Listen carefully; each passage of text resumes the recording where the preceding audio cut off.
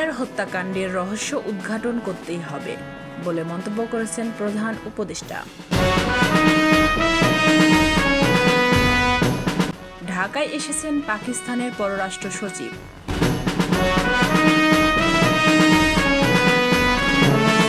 সরকার 50,000 কোটি টাকারও বেশি বৈদেশিক দায় পরিশোধ করেছে বলে মন্তব্য করেছেন বাণিজ্য উপদেষ্টা। জুলাইয়ের মধ্যে জাতীয় নির্বাচনের রোডম্যাপ ঘোষণা বলে মন্তব্য করেছেন নির্বাচন কমিশনার। নির্বাচন কোনো অবস্থাতেই জুনের পরে যাবে না বলে মন্তব্য করেছেন উপদেষ্টা আসিফ নজরুল। 1 মাসের মধ্যে সংস্কার শেষ করে চাইলে ডিসেম্বরের আগেই নির্বাচন দেওয়া যায় বলে মন্তব্য করেছেন আমির খসরু।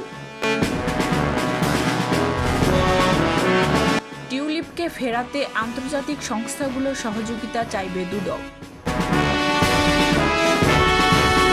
প্রধান উপদেষ্টার সঙ্গে বৈঠকে জাতীয় সংসদ নির্বাচনের সময়সীমা নিয়ে সুনির্দিষ্ট রূপরেখা না পাওয়ায় অসন্তুষ্ট দেশের অন্যতম বৃহত্তম রাজনৈতিক দল বিএনপি। আগামী মে মাসের মধ্যেই ঢাকা বিশ্ববিদ্যালয় কেন্দ্রীয় ছাত্র সংসদ নির্বাচনের সুনির্দিষ্ট তারিখ ঘোষণা করতে হবে বলে মন্তব্য করেছেন ইয়ামিন মোল্লা। 6 দফা দাবি আদায়ে রাজধানীর তেজগাঁওয়ের 7 রাস্তার মোড়ে সড়ক অবরোধ করে বিক্ষোভ করেছেন পলিটেকনিক ইনস্টিটিউট এর শিক্ষার্থীরা। সাবেক এমপি ফারুকের 28 বিঘা জমি জব্দ ও 4 কোটি টাকা অবরুদ্ধের আদেশ।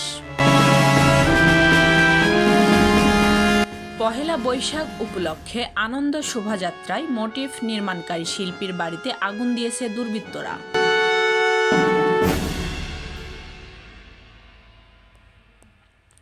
চাঁদাবাজি বন্ধের দাবি, আখাউড়া আগরতলা সড়ক অবরোধ।